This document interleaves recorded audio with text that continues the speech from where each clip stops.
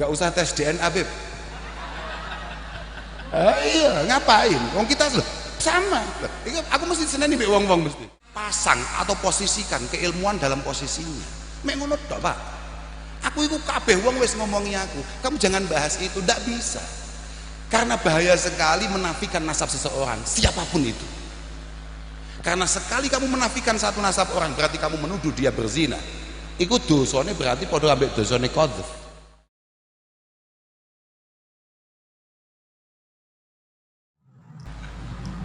Al-kadzdzab lisun tanpa harf tasbih. Pembohong itu pencuri. Pembohong itu pencuri. Li'anna lissa yasriku malak wal kadzdzab yasriku aqla. Pencuri mungkin masuk rumah kita mengambil 1-2 barang yang kita miliki, tapi pembohong itu mencuri otak dan pikiran kita. Makanya di antara syarat rukunnya jadi kiai itu tidak boleh bohong sama sekali. Sama sekali nggak boleh bohong. Nggak boleh bohong sama sekali. Mohon maaf kalau pernah guyon bohong saja itu gagal sudah. Itu gagal. Nah, ya. Loh, memang begitu. Aku malah gak penak aku. Kita kamu gak patah yakin loh. Loh, memang begitu.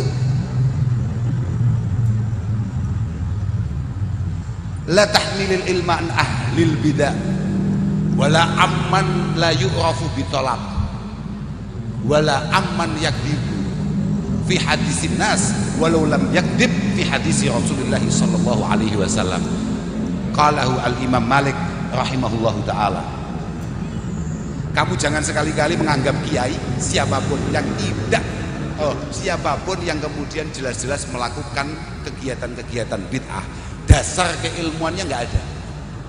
Dasar keilmuannya nggak ada. Satu, ojo jipuk atau ojo nganggep kiai orang yang kemudian perilakunya adalah perilaku yang tidak memiliki sandaran keilmuan. Yang kedua, wala amman la yu'rafu bitolab. Jangan sekali-kali kamu menganggap kiai yang tidak pernah kamu ketahui dia pernah ngaji di mana sama siapa. Ya wis setuju gak setuju itu gak penting. Kamu jangan tolol. Kamu jangan tolol. Agama ini sudah selesai. Agama ini sudah ditetapkan oleh Rasulullah Shallallahu Alaihi Wasallam dengan segala aturannya. Kamu mau setuju gak setuju urusanmu. Agama ini gak nuruti utakmu. Agama ini agama samawi, Pak. Agama langit. Kamu mau setuju gak setuju ya itu adanya. Ya gak, Beb? Dan saya Habib nih. Dan saya makanya ganteng. Gak usah tes DNA, Beb. Iya, ngapain? Wong kita loh sama. Aku mesti seneni mbek wong-wong mesti.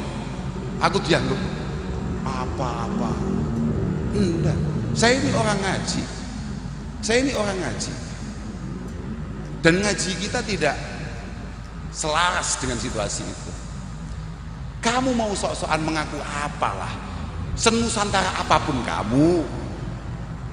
Kalau bahlul ya bahlul saja. Lah iya loh Pak, wae dhewe iki wong pesek. Ya beda. Iki misalnya mohon maaf nih, cik bodoh-bodoh tapi rodok bangir Pak. Lah wae dhewe sekali bodoh pesek loh Pak. Loh, enggak masalah apa-apa karena memang enggak bisa begitu. Makanya saya ngomong dari awal, saya tidak tertarik untuk bahas polemik-polemik yang ada itu. Sama sekali enggak tertarik. Enggak ada manfaatnya. Enggak ada manfaatnya. Adanya hanya membangun kebencian di antara kita sesama. Enggak ada manfaatnya. Dan secara keilmuan itu mengerikan. Jangankan mohon maaf, namanya siapa, Bu? Husain, wah jenenge tok medeni. Nyapa to jenenge kok medeni-medeni. Jeneng itu yang sangar gitu loh. Apa gitu Husain kok medeni wong. Jangankan untuk menafikan nasab beliau-beliau, menafikan loh, ingat, menafikan atau memutus nasab beliau-beliau.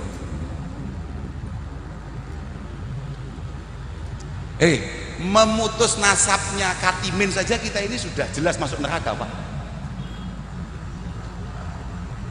Jenengmu sapa? Miftah. Jelas delok PSE kan gak mungkin. Iya Pak Miftah. Bapaknya siapa namanya? Pak Matin. Hanya memutus Pak Miftah dari Pak Matin saja, angkat tangan kita sudah. Kalau ngomongnya itu. Tapi kalau ngomongnya bukan masalah nasab, tapi ayo bareng-bareng membenahi sikap. Mohon maaf ini, Bib. Mohon maaf, Bib. Jangan tersinggung, Bib. Sama saja, Bib, sebetulnya. Nggak hanya habaib saja. Kami-kami yang sok-sokan dianggap sebagai gus saja, yang sesat ya banyak. Ya termasuk yang ngomong ini, Bib. Sama saja. Loh, iyalah biasa saja. Bahwa ada satu dua oknum yang kemudian tapi itu yang salah dari awal siapa? Makanya selalu dari awal itu kan enak. Sekelas Bishr al-Hafi, kemudian ketemu Rasulullah Muhammad SAW dalam sebuah mimpi. Beliau kan enak. Ketika ditanya oleh Rasulullah, kamu tahu nggak kenapa kamu istimewa? Di antaranya, saya hanya akan ngomong di antaranya saja. Karena kecintaan dan bagaimana cara dia memuliakan para sahabat dan dzurriyyah Rasulullah Muhammad SAW. Satu. Yang kedua, karena al-iqtida' wal khidmah lil ulama as-salihin.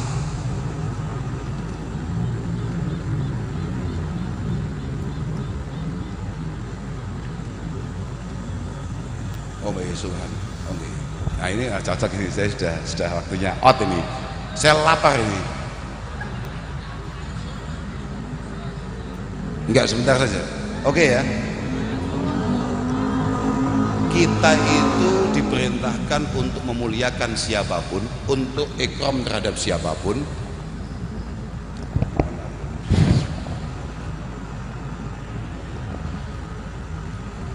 Apalagi yang kemudian berbau dzurriyyah orang-orang sholih.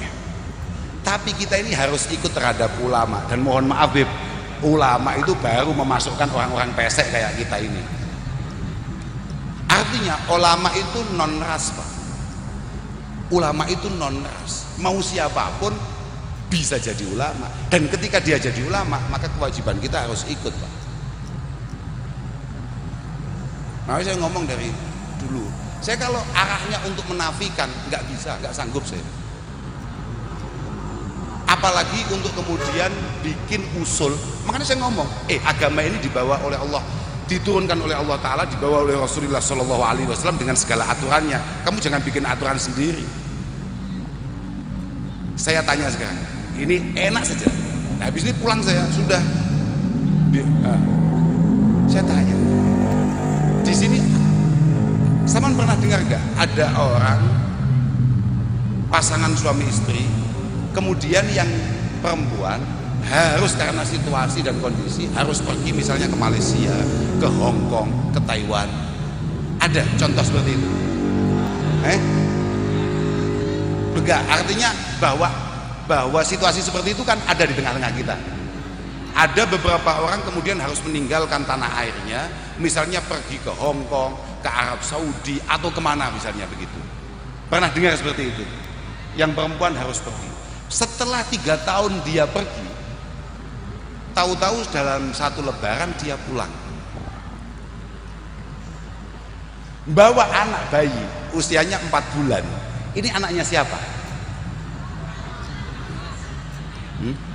Mohon maaf, ini anaknya siapa? Setelah 3 tahun lebih dia nggak pulang, tahu-tahu dia pulang bawa bayi. Anak siapa? Kalau ikut otak kamu, kemudian kamu masukkan ke tes DNA, ini anaknya siapa?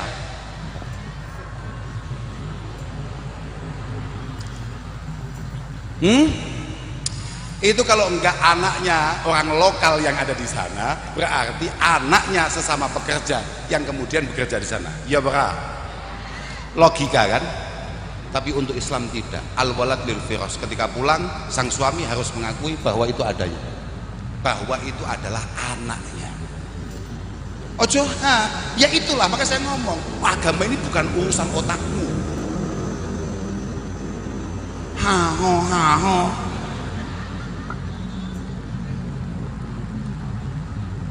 Itulah kenapa kemudian alat-alat yang terkekinian itu bisa menjadi bayinah, bantuan untuk kemudian mempertegas, tapi bukan menjadi alat baku, paham?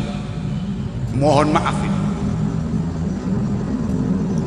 Misalnya ada orang kumpul kebo, sudah, gak usah kumpul kebo, gak usah, itu begini. Ya wes lah kakek, gini loh. Ono wong zina, ada laki-laki kemudian menggauli seorang perempuan dan hamil. Anaknya ini anaknya siapa? Secara nasab. Anaknya siapa? Nasabnya ikut siapa?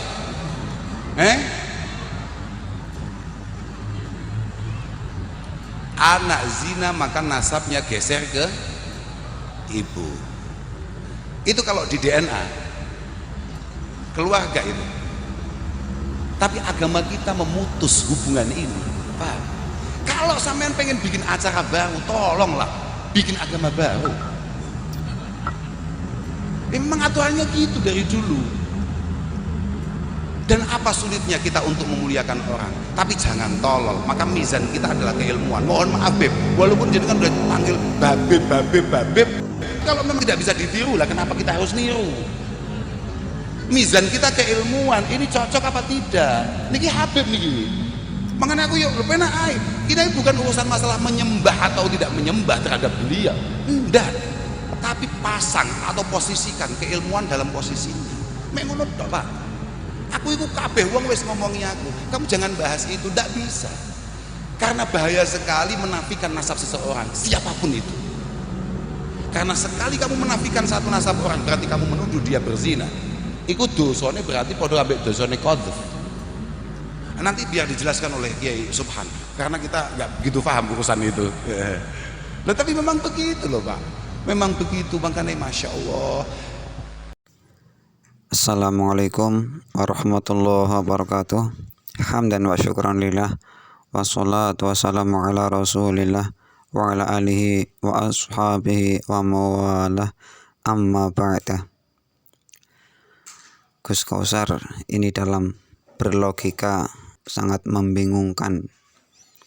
Mohon maaf dengan tidak mengurangi rasa hormat saya kepada beliau Gus Kausar, tetapi menurut saya beliau dalam berlogika itu membingungkan sekali.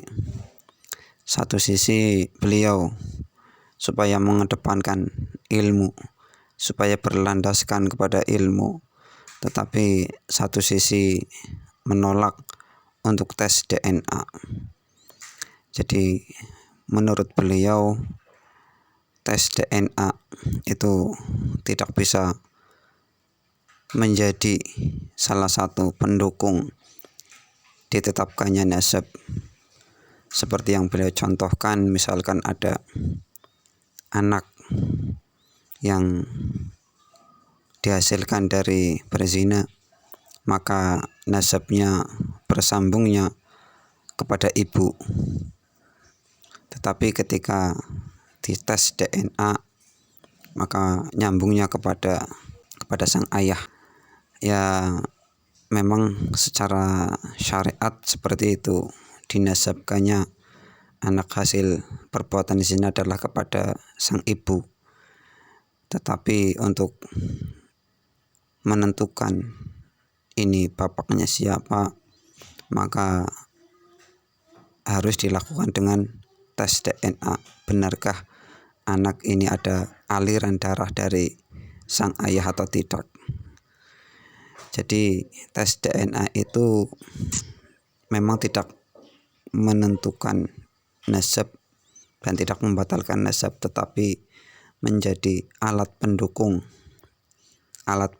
yang pada saat modern ini sangat relevan untuk digunakan apakah seseorang baik jauh ataupun dekat itu masih memiliki aliran darah yang sama, masih memiliki keturunan, masih menjadi keturunan atau bukan, baik itu dekat ataupun jauh, dapat diketahui dengan tes DNA. Jika memang masih keturunan, maka dipastikan ada kesamaan genetikanya, ada kesamaan haplogrupnya. Justru dengan adanya tes DNA ini akan menjadi penguat benarkah seseorang bernasab kepada orang lain atau tidak. Itu secara ilmiah lewat tes DNA dari perkembangan ilmu akan bisa diketahuinya. Sebagaimana dengan problematika yang saat ini masih ramai, yaitu tentang problematika dari nasab para habaib Alawi yang mereka mengaku sebagai keturunan dari Rasulullah SAW, akan tetapi secara kajian pustaka, kajian data yang dilakukan oleh Kiai Haji Imaduddin Usman Al-Bantani, mereka tidak bersambung sanad nasabnya kepada baginda Nabi SAW. Maka langkah yang paling relevan untuk verifikasi benar tidaknya mereka keturunan dari baginda Nabi SAW saat ini adalah dengan melakukan tes DNA. Jika benar mereka adalah keturunan dari Rasulullah SAW, maka bisa dipastikan mereka memiliki kesamaan genetika. Meskipun berapa persennya itu ada kesamaan genetika mereka dengan genetikanya baginda Nabi SAW, karena hampir mustahil jika tidak ada kesamaan. Tes DNA ini adalah sebuah perkembangan ilmu yang semakin maju, yang menunjukkan bahwa ilmu Allah sangatlah luas sekali. Semakin beriringnya zaman, semakin Allah membuka ilmu-ilmunya.